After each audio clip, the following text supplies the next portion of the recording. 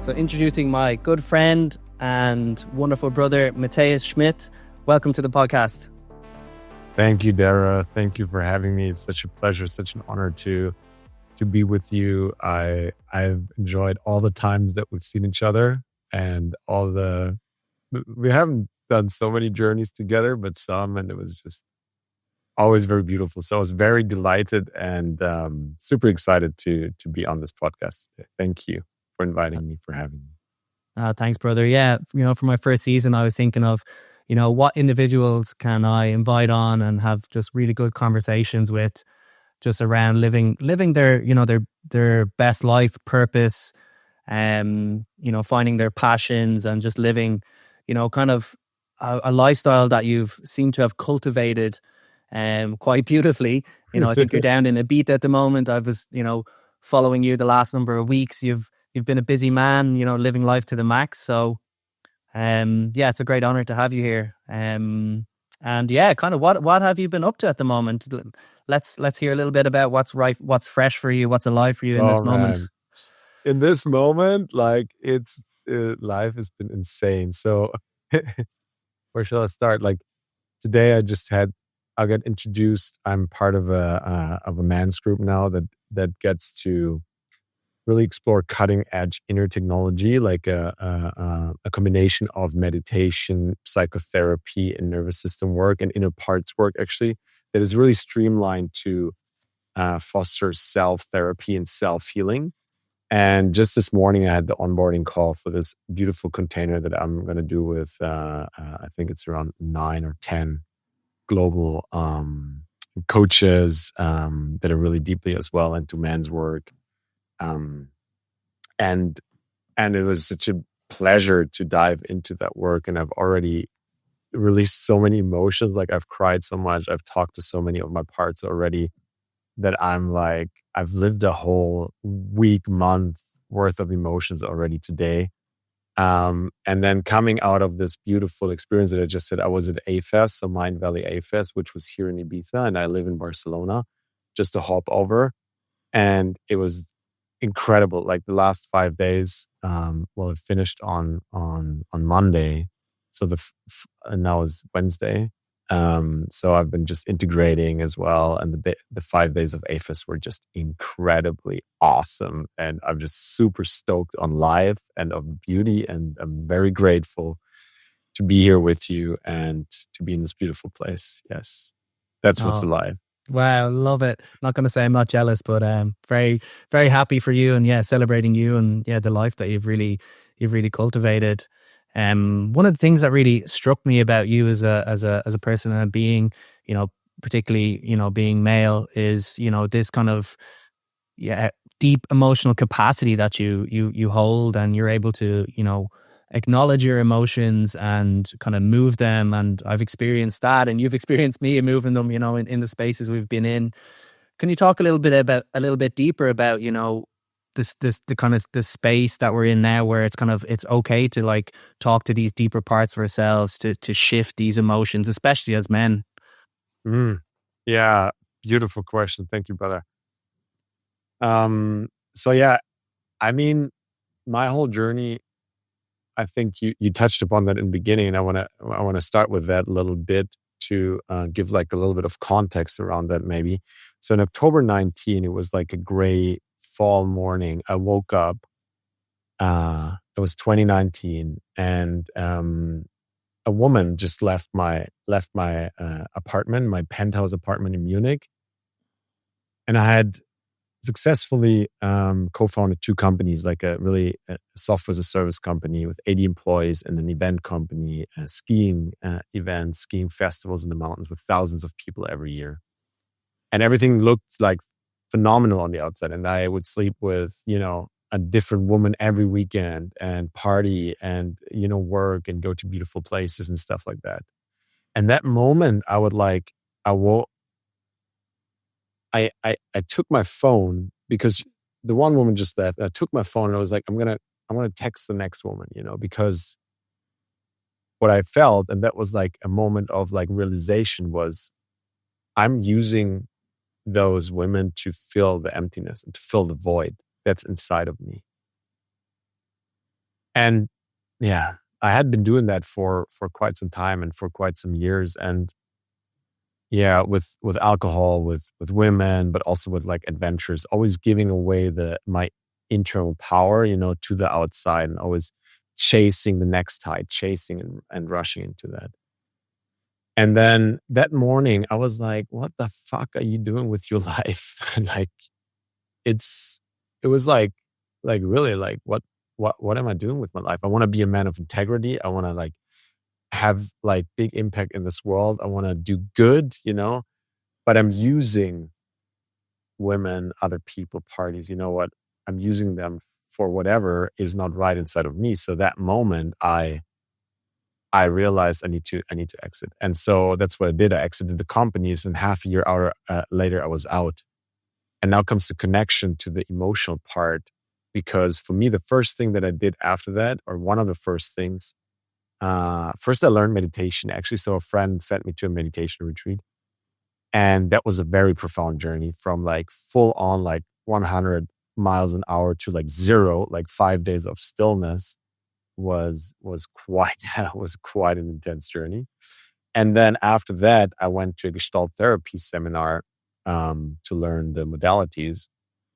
And what I experienced there was profound, because for the first time in 6 years, I would feel myself again, like tears rushing down my face, like everything, like just like, and and with this came also the sense of, wow, life is so fucking beautiful. It's so fucking amazing how rich the experience can be, even if I cry, even if I do this, even if I do that, And this opened me up over this was the starting point. This opened me up over the years to like all of a sudden I could have such profound connections with people. The more I realized, I dove deeper with myself, and the more I got to experience my own emotions, the deeper I Mm. could create connections on the outside with other people, with my partners, with my friends, with people like you, with men, especially like the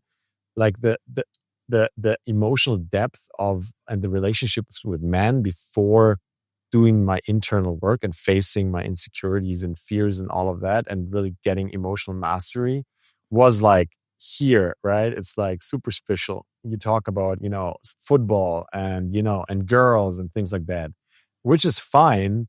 And there was like something deeply missing inside of me, like a deep connection that I can create now with this emotional mastery. And so it's been a profound journey, and very beautiful. So that's the take on the emotional mastery. Yeah. Yeah, absolutely love that. And I think it's kind of like a story a lot of guys go through. They aim for this thing on the external, whether it's, a status, a career, degree, some form of, perceived success. And for me, it sounds like you kind of had that wake up moment, very similar to myself, my own journey, but I think mine came through a lot of physical pains and suffering more so. I was like, what am I doing to my body? What am I doing to myself? And Mm, then, I went into, also meditation and going that kind of way. But for me, I'm really interested, what was it? Was that moment like the catalyst for you, or was it like a slow shift? Were you getting kind of like the signals from the body, from the mind of, I need to change this? Or was it like that moment where you're just kind of like, whoa, I need to, mm. change? Actually, after that experience, the real journey started. So that's that first seminar where I would like go deeply into my emotions was kind of like breaking the ice. It was like, boom, all of a sudden I was like, wow, aliveness and emotions and me first time crying in like 6, 7 years, right?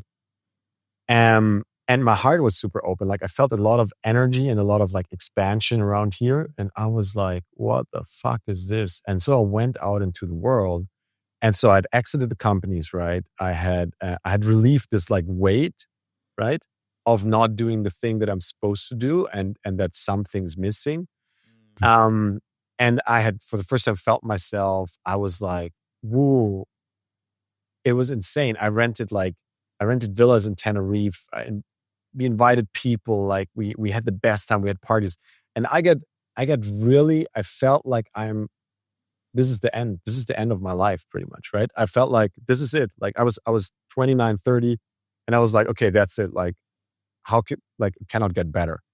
And then all of a sudden, like over the time, I realized that like this state, this like kind of, I would call it even almost like, it was really intense, like really connected with my higher self and things, like everything super aligned. But this thing started to really, every day I could see the state going into the other direction. Mm. And I was holding on to that. I was like, no, no, no, I want to feel the same way. I want to feel the same way. And within 3 or 4 months, I was in the deepest and darkest depression of my life. I was literally like shattered. I was so cocky, like I was so arrogant. And that led me to this like darkness. And that led me to like, wow, it was insane. Like I saw, like I would hang out with people, I would hang out with friends, and I would like just see the, like I would see greed, and I would judge them, and I would resent the people, and I couldn't enjoy anything anymore. Like I had money on the side, right? I could live a phenomenal lifestyle. I had a partner. We traveled the globe, and I would lay on the paradise beaches of Guatemala and Mexico, and I would feel fucking shattered and depressed, and I couldn't enjoy a single moment. My head was like constantly talking, and it was insane. It was like a really, really dark time, and that lasted for literally like a year, probably, right? Like that was, people would go out to parties and I would come, but I would resent them for even dragging me to that party. And then I would like lash out on people, and like so much shit came up. So for me, it was then more of a like mental and emotional wake up more than a physical, Mm-hmm. like I had panic attacks before and things like that. But that really, that moment when things shifted was when I did a vision journey with one of my mentors, actually, and I came to that vision as if I had like as the person that I wanted to become. And that was the first time that I thought about like, who do I actually want to become? And that shifted so much. Like there's growth involved in this world. It's not like we like outside things are happening. No, I can actually I realized I can actually influence the things, right? So who do I want to become? And this was so profound because in this vision journey, I realized who I wanted to be actually as a man, as a person, was so not aligned with the habits and with all the things that I did. I was still drinking alcohol. I was still, like taking drugs just for fun and things like that. Nothing about it, but it's not for me, right? Um, um, I was still, hanging out with people who were not nourishing me, who were not generally in alignment. I was still taking decisions out of fear of rejection. I was still taking decisions from that, like, because I didn't want to miss out of FOMO. I was still chasing highs. And I realized all of that in that vision journey. I was like, what the fuck? I have to face those demons. I have to face those fears and those insecurities and everything like that. Otherwise, I will not. I will be. I lived in my own cage. It felt like a cage. It felt like a raging battle inside. Between the man that I wanted to be and the man that I was actually being, and how I was living. Wow. Absolutely. Yeah. That's incredible. It's kind of sounds like a soul initiation almost, it's so potent when we have those realizations of, who we think we should be or who society thinks we should be, especially as men, being conditioned. And then those kind of hooks of peer pressure and societal status and kind of those external pressures, kind of keeping up with people and having to show a certain facade or mask. And then, it's beautiful. And I can see that from just being with you of like, letting those masks drop. What I truly believe, like the whole like kind of purpose thing, like a lot of people think it's on the outside, like this is what I do. I need to find the next thing, right? That's what I see with a lot of also clients that I work with. I work with a lot of like post-exit, kind of post-success, like external success, where men are actually realizing that they had built that, and all of a sudden they reached this mountain, which is most of the time an exit or like some success in the company, right? But it doesn't feel as if they had imagined it to be. And then it's like, and then they say they lose purpose. Like what is my purpose? What is my purpose? And then a lot of people look on the outside for their purpose.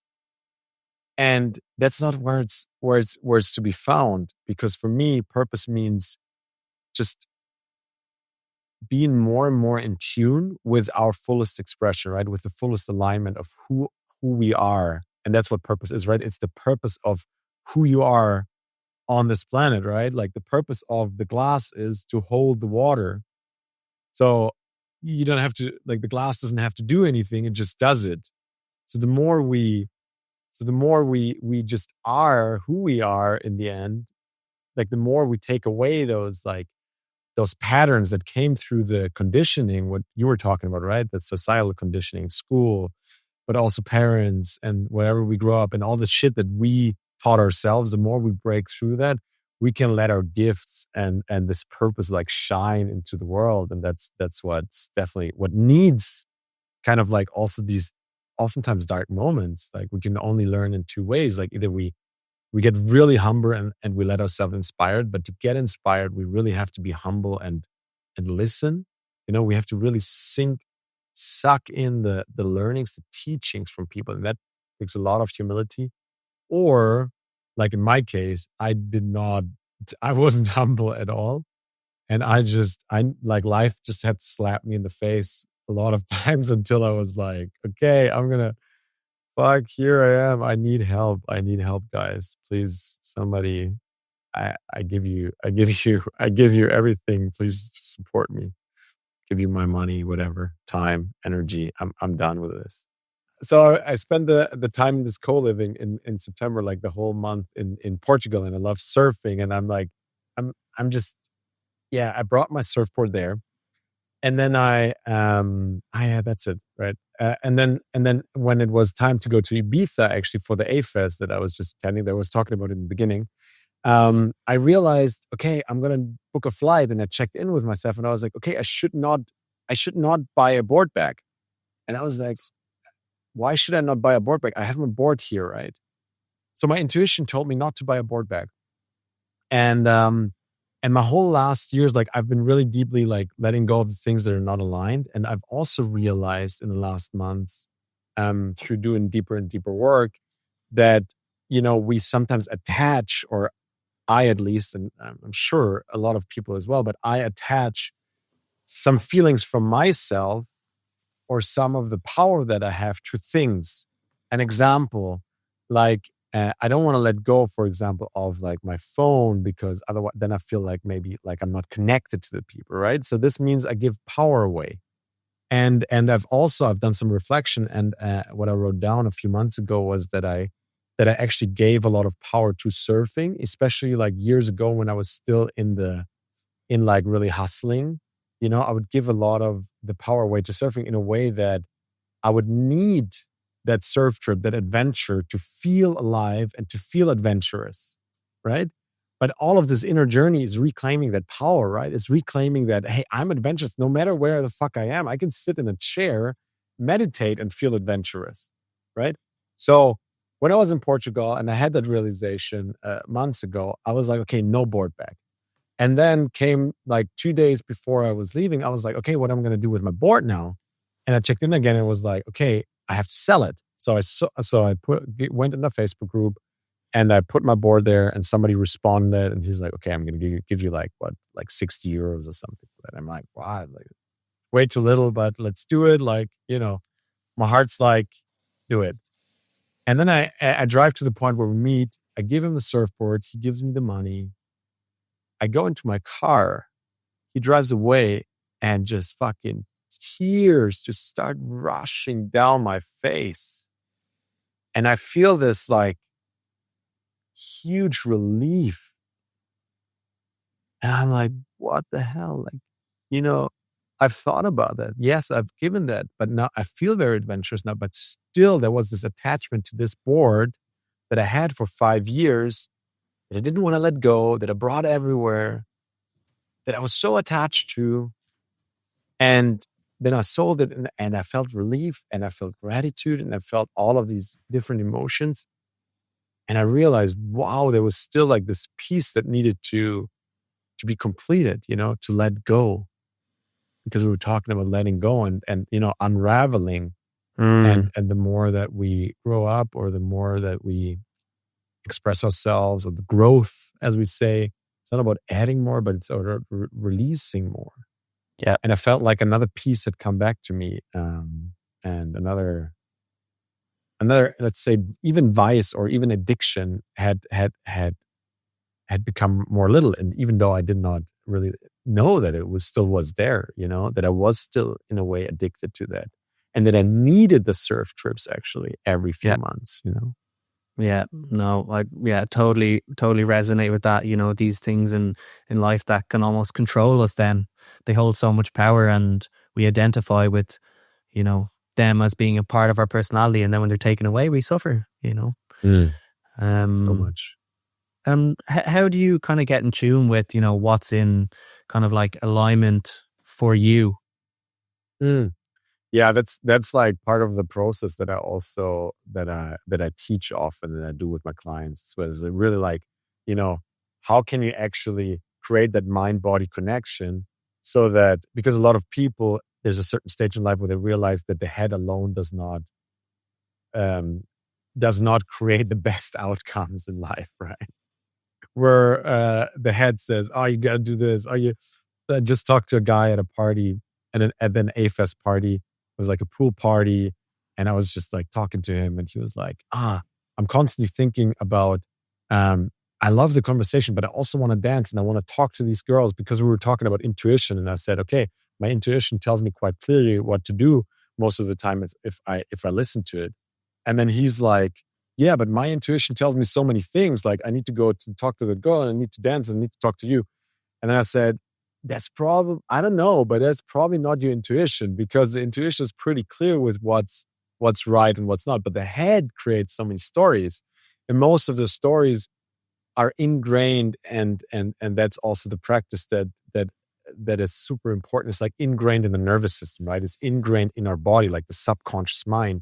That's where all of these kind of spurts of thinking come from, is from these patterns that we had, the conditioning that we had in our childhood, and also later in life, obviously, where it's like, okay, well, I learned that every time my whatever mother is not doing well, I need to take care of her, right? I need to take care of her at something. So later in life, a lot of guys, they just taking care of the woman, and just like, being like super unaligned. And I'm like, I cannot, for example, I had a hard time always to say no to women, actually, right? If they would say, oh, let's do this or let's do that, I would just go and was like, yeah, let's do this. That's amazing. And so over the years, I've cultivated this. And how you cultivate it is by really truly like reprogramming the nervous system to a state of more calmness, to a state of connection. So there's like three different states that we can be in, right? So there's the parasympathetic nervous system and the sympathetic nervous system. And the parasympathetic nervous system has kind of like two main stage, which is, one is, and I know that you work with that as well, a lot. One is like the connection, the joy, the love, right? And the other one is actually the freeze, the shutdown, and the collapse. And what I realized was that a lot of the time in my life, I lived from that collapse, from that freeze, which came out as impulsiveness for me. So when I would feel small and unworthy, which is like shutdown, collapse, because everything was too much, overwhelmed, I would like feel small. Like I would lash out to people, or I would like get over impulsive. I would make myself small in front of like maybe other men. I would not say what I really think. Yeah, like really not speak my truth and things like that. So really reprogramming that on the deep nervous system part is super, super important. And on the other hand, is like kind of anxiety, where we're like, I need to do this, I need to do that, I need to do this, I need to do that, comes from the agitated nervous system that we have learned as well, and that is mostly not connected to like to the heart and to the body. So these practices really help me, and I also have a beautiful process that connects deeply to the heart. Um, so I can live from that place, and the people that I work with can live from that place more like from the heart and take action from there, which is pretty clear. There's not so many decisions that we need to take, and depending on also the human design that we have, or how we are as a person, as a personality. I think there's different kind of ways that we need to go in order to really connect with that intuition and to know what's true and what's the fullest alignment. Wow, absolutely love that. I love you have your mind in so many different places, and you're very similar to me. You have the deep subconscious work, probably NLP, the somatic, the nervous system regulation. I love it. You're just a full man living his best life. It's beautiful. I'm sure your clients are so interesting and probably very grateful to have you and have this kind of wealth of knowledge. I have so many questions and many different trains of thought. I need to just take a breath and think. Yeah, dude, just take a you know, breath. Yeah. Wow. There's so many different avenues we can go down. I think for me, the one that kind of really strikes me is like you're a man who has this really strong sense of purpose now, sense of fulfillment. And I think you touched a little bit on, kind of being maybe that people pleaser, that nice guy. And I think this is in men's work. I think this is some of the most powerful work we can do as men is to, start to claim our kind of life direction, becoming radically kind of accepting for where we're at, taking, responsibility for where we want to go and how we're showing up in the world, and also empowering ourselves to use our no's and our yeses in a very, authentic way. What kind of helped you from getting from this kind of maybe saying yes to all of these women to really kind of voicing your truth and saying what you feel? Because I find that this is a real big space now in men's work, is this polarity work of the man wants to, or it's a lot like more attractive if a man is self-led, if he's speaking his truth, if he's using his sword, so to speak, kind of more in this kind of darker masculine kind of way of being, rather than these kind of pushovers, who are people pleasers, aren't leading their lives, kind of very flowy, very last minute. It doesn't create that kind of structure and stability for a relationship.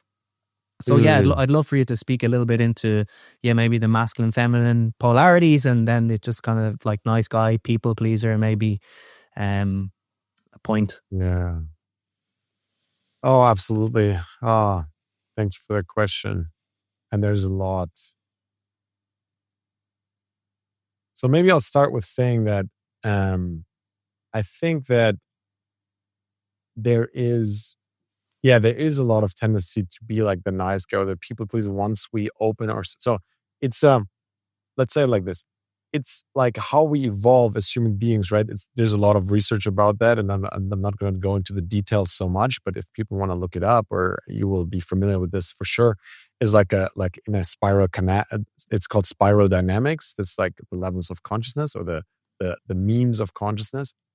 And I think that so when we go from, and the evolution is from like kind of the hierarchical kind of thinking, the hierarchical, very bureaucratic, very like kind of law and framework thinking, you go to a more individualistic thinking and to like a more like, it's me, I can perform, I can do that, I can be the one, the more I work, the more I do, the more I hustle, the more I gain. And then when we realize that always the shadow side or the dark side or the not so good side from the last one, then we have the opportunity to transform into the next kind of state or meme. And so what happens a lot with high performer, high achieving men is they transform from that like kind of like very individualistic driven, performance driven to like the spiritual side. And then it can happen in the spiritual side, or some even, a lot of in the spiritual world also they were never here really. They weren't always like they weren't like successful. They weren't maybe the CEOs or the founders or whatever, right? They were kind of they went past that and they went directly into the spiritual.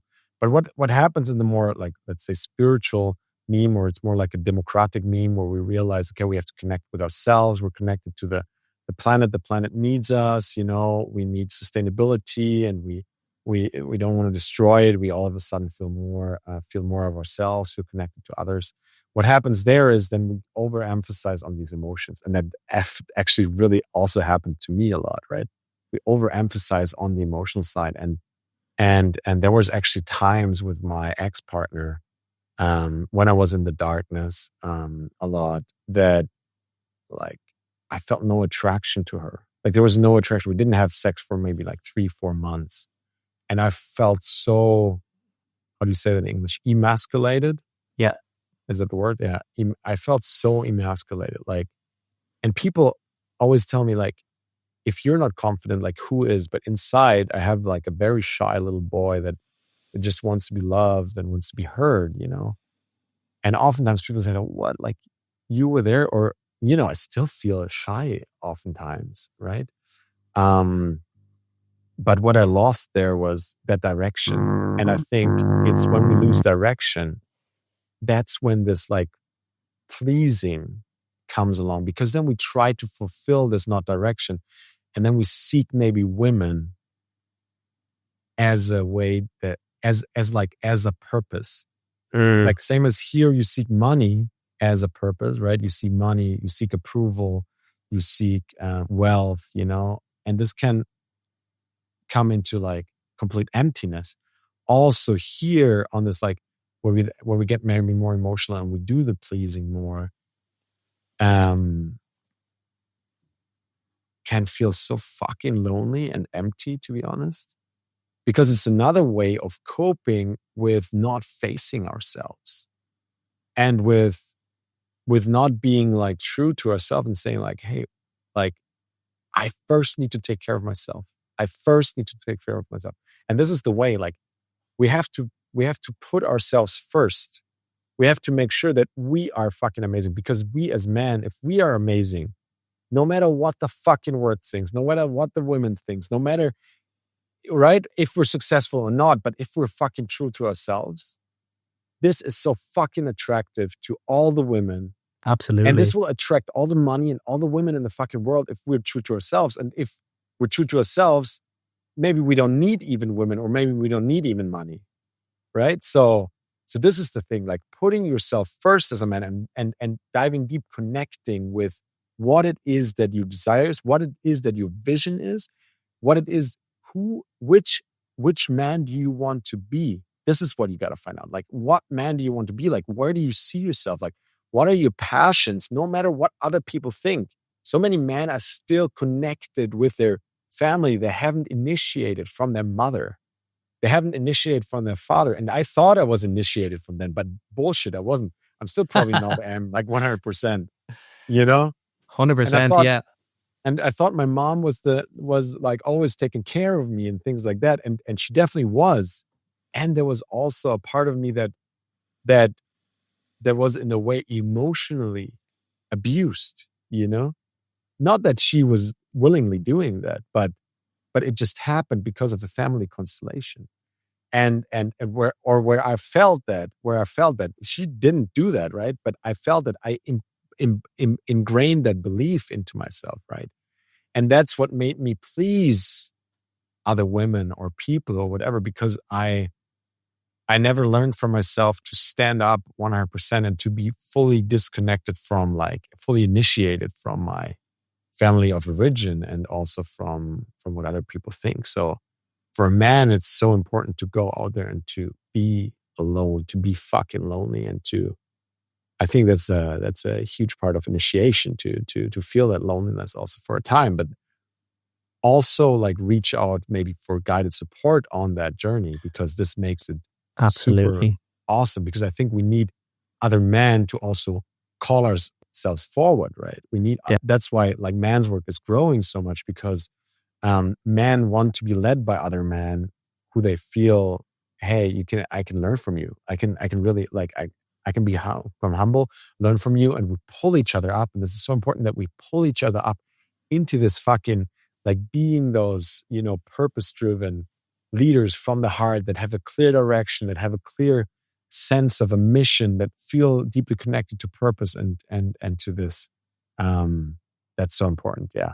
Oh, I love that. I'm so happy you touched on men's work and, you know, male initiation. And, you know, I love the work of Robert Bly. When I read Orange John a number of years ago, I was like, wow, you know, it really helped me reframe my relationship to my family of origin, my parents, they did the absolute best for me with the tools, the support they were given. And now I'm the next generation, carrying on the lineage and doing one bit better for my daughter and for, the next generation.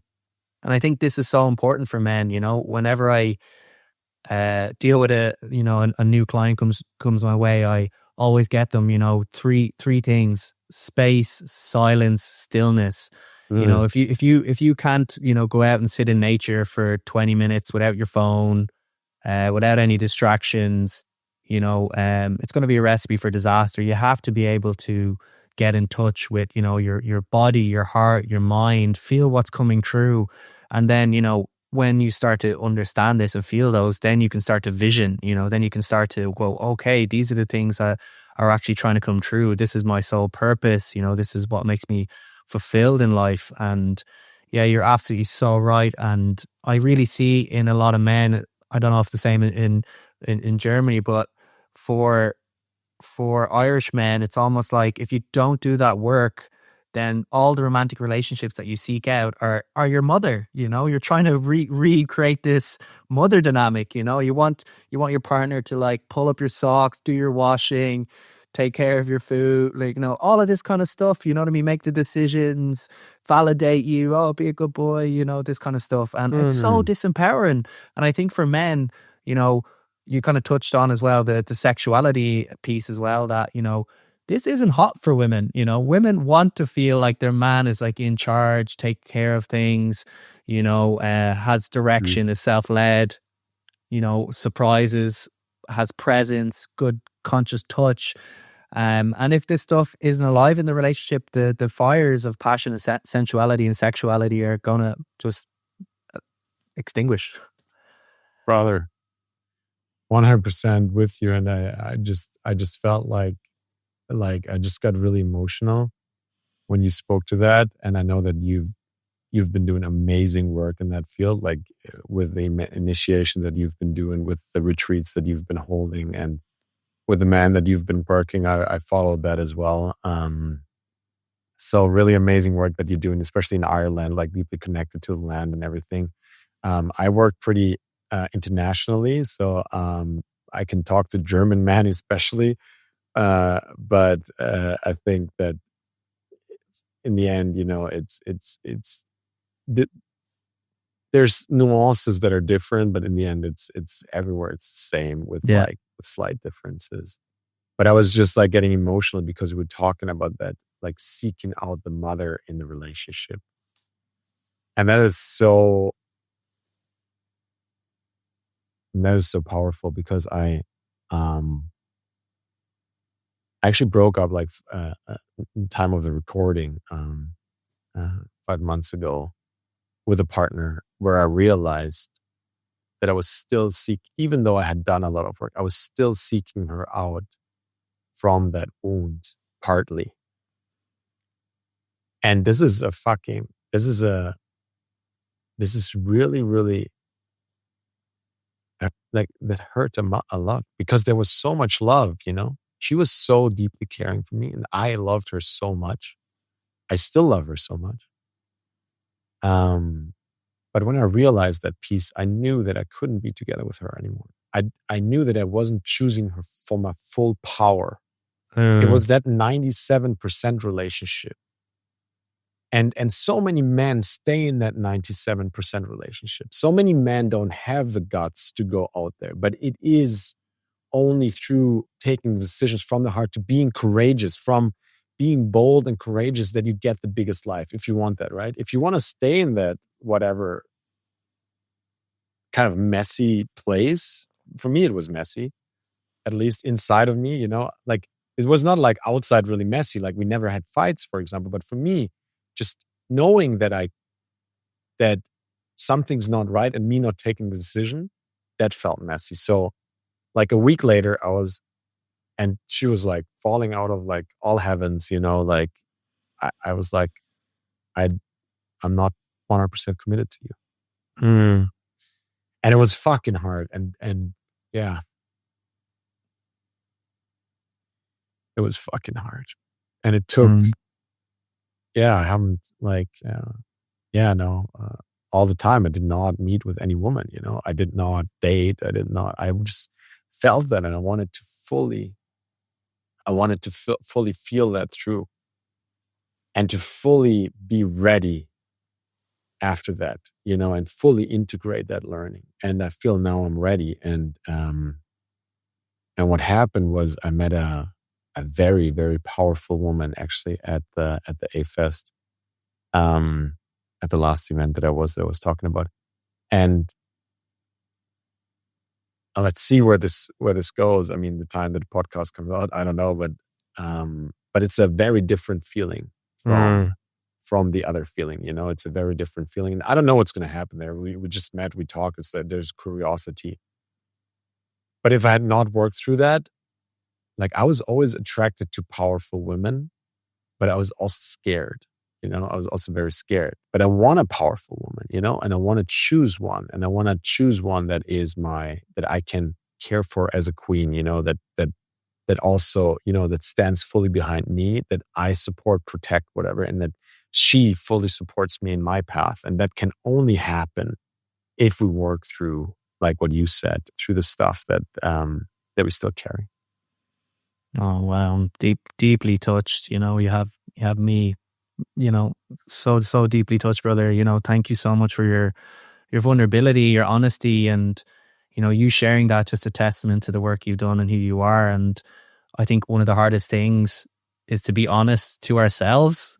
You know, like this isn't working. This isn't energetically feeling right. This isn't, you know, where I should be. And yeah, a lot of people settle, you know. I think, you know, especially if we've been wounded a lot, you can just think, well, she's 97% good. I'll just happily stay here, you know. And maybe that leads to midlife crisis for a lot of people, you know, where they get 20, 30 years down the line and feel, oh shit, like, am I really being true to myself? You know, maybe they get another slap of plant medicine or life or something.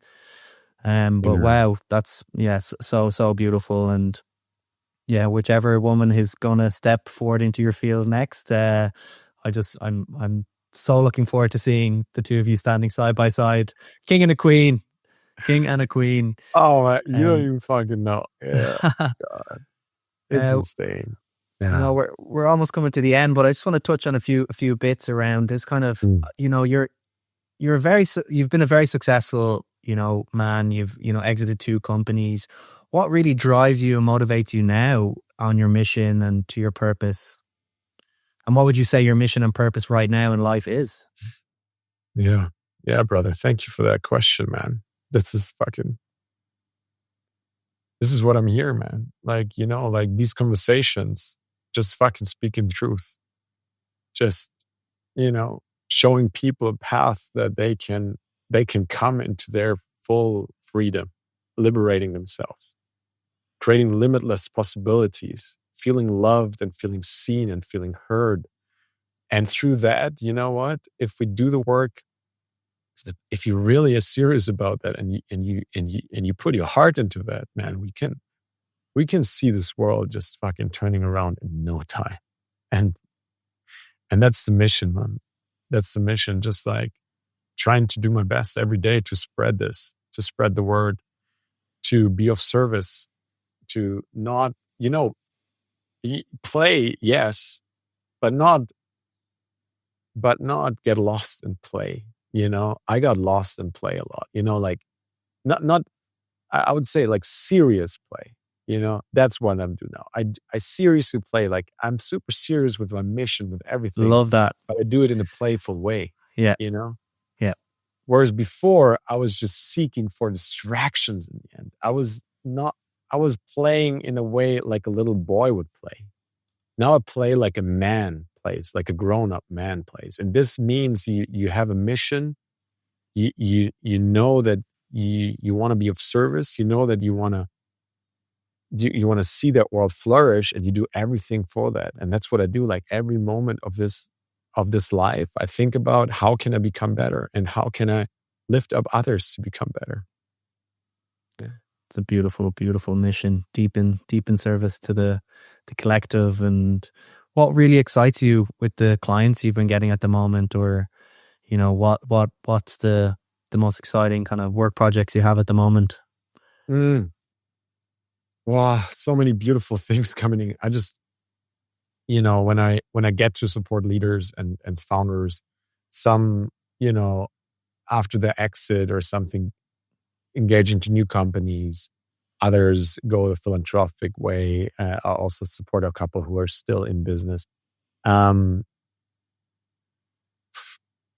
it's just incredible to see people grow. It's just incredible when I see that, they create more loving and appreciation for themselves. They create more freedom for themselves. They take the decisions from the heart. They take the courageous steps into a life that feels truly aligned. And then with that, they pull up. And this is the beautiful thing with founders, right?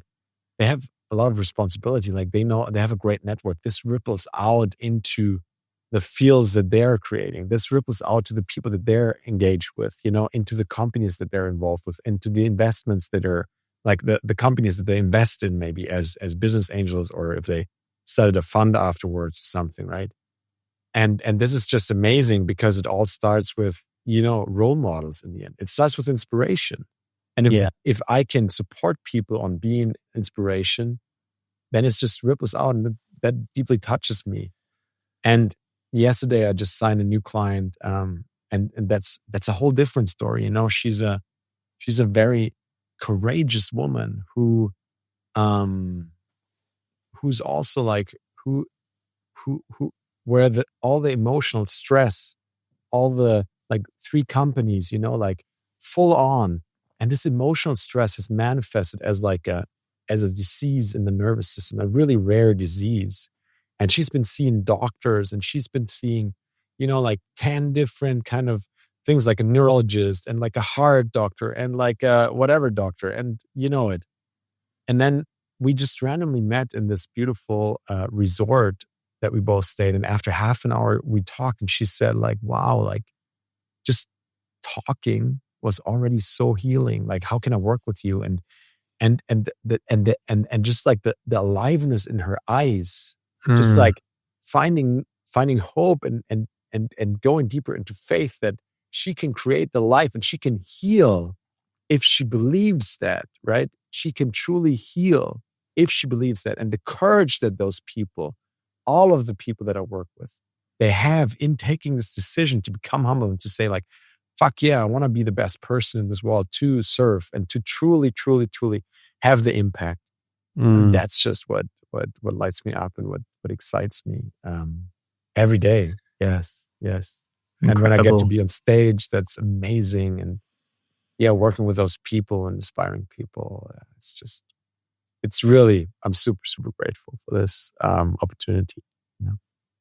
Oh, sounds so beautiful, and I'm sure, the people that you get to sit with find such massive benefit from all the work you've done. And, I love this idea of, leaders and people in positions of power, they need these spaces and, getting them out of their heads into their hearts. This trickles down to everybody, shifts company culture, creates better spaces for employees. They can then, also be in a position to point them in the right direction. Mm. And yeah, it's a big mission, man, and no better human to take it on. Um, Matthias, it's been so wonderful Mm. having you here. Such rawness, openness, vulnerability, truth. Where can people connect with you, hear about you, your next events, coaching programs? Mm. So what I have is I have it's called expansion program for founders, for especially like, founders in transition, post exit. I've done a little bit of, sales consulting and business consulting, but what I truly care about is like the liberation and the next phase in life of individuals. So that's the expansion program that I have, which is like a one-on-one project. And people can connect with me via Instagram, matthias.schmitt.official, Matthias with double TH and Schmidt with double T. It's a quite complicated name. I love it. All the T's. So yeah, Instagram. I do a lot of content on LinkedIn, actually. Matthias Schmitt again. Yeah, they can find me. I guess you will also put like a link or something underneath, and also the name underneath the podcast for sure, so they can definitely connect with me. And I'm actually, yeah, I'm also like, for now, time of the recording of the video, I'm really focusing a lot on the one-on-one support, because I think that's very powerful, and that's where I get a lot of where what is really uplifting me and the clients a lot. If we do that, what provides a lot of value. What I also do a lot is speak at like conferences about my path, about my journey. So always happy to dive into that. I will be in the United States soon for an event, but that's not public.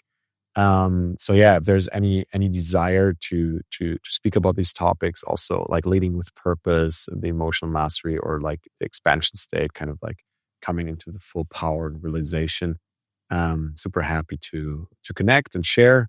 And I'm planning a like more of a group program as well, because the path, as we both touched upon, can be a little bit lonely, right? In Yeah. the end, and it's good to connect with like-minded men, especially that are supportive. So yeah, that's not 100% out there yet. Maybe at the time of the release of this podcast, it will be. Oh, beautiful. Yeah, community can be the key. Community can really be the key. Yeah, brother. Deep gratitude. Thank you so much for taking the time. I really appreciate it. I really hope, other men, other people find some value in this. All the links to Matthias will be in the show notes. So thank you all for listening this week. It's been a deep pleasure. Thank you again, brother. I look forward to crossing paths, hopefully sooner rather than later. So yeah, thank you so much. An honor being here, Dara. Thank you so much for the invitation. Deep gratitude for our connection and friendship.